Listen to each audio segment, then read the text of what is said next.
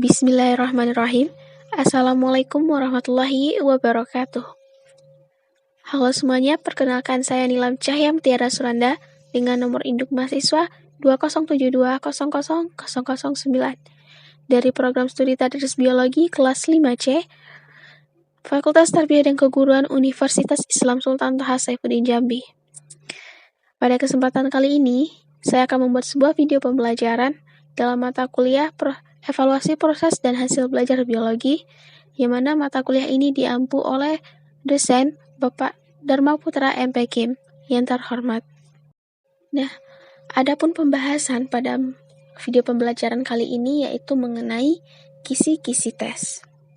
Nah, seperti apa kisi-kisi tes itu? Apa pengertiannya maupun komponen-komponennya? Mari kita bahas.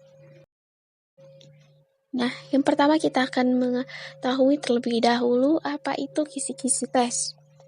Pengertian dari kisi-kisi tes ialah suatu format berbentuk matriks, di mana ini memuat informasi untuk dijadikan pedoman dalam menulis soal, merakit soal menjadi sebuah tes.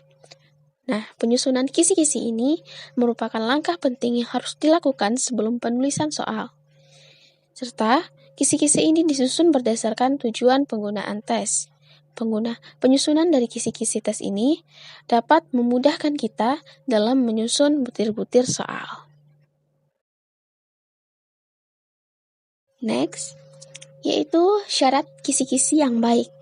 Adapun syarat kisi-kisi yang baik yaitu di mana adanya mewakili isu kurikulum yang diajukan.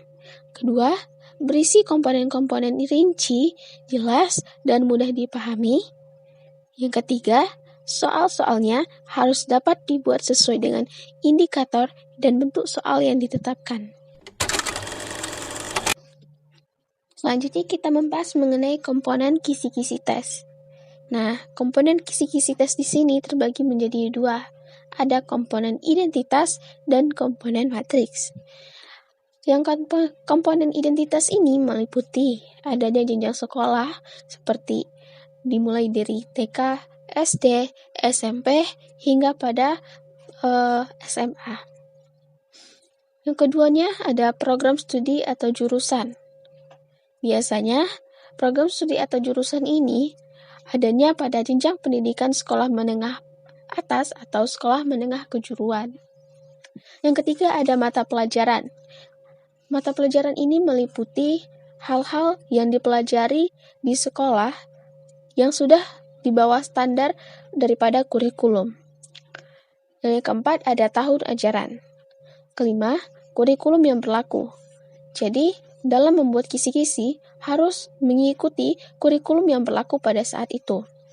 Kemudian alokasi waktu, jumlah soal, dan bentuk soal. Itulah komponen identitas pada komponen kisi-kisi tes. Yang selanjutnya ada komponen matriks, di mana komponen matriks meliputi adanya kompetensi dasar, yang kedua materi, ketiga indikator, 4 level kognitif, dan yang terakhir yaitu nomor soal. Oke, selanjutnya yaitu mengenai kriteria kisi-kisi. Di mana yang pertama kriterianya itu adalah mengacu pada materi pelajaran sesuai kurikulum yang ditetapkan. Kedua, memiliki sejumlah komponen dengan informasi yang jelas dan mudah dipahami. Ketiga, menggunakan satu atau lebih kata kerja operasional dalam satu rumusan indikator. Dan pembahasan terakhir pada materi kali ini yaitu mengenai fungsi dari kisi-kisi tes. Kisi-kisi tes ini berfungsi sebagai pedoman dalam penulisan soal dan perakitan tes. Dengan adanya panduan ini, penulis soal dapat menghasilkan soal-soal yang sesuai dengan tujuan tes dan perakitan tes dapat menyusun perangkat tes dengan mudah. Jika tersedia di sebuah kisi-kisi yang baik, maka penulis soal yang berbeda akan dapat menghasilkan perangkat soal relatif sama, baik dari tingkat keadaan maupun cakupan materi yang akan dicapai. Oke, sampailah kita pada bagian terakhir pada slide ini. di mana itu menandakan bahwa materi video pembelajaran kali ini sudah selesai.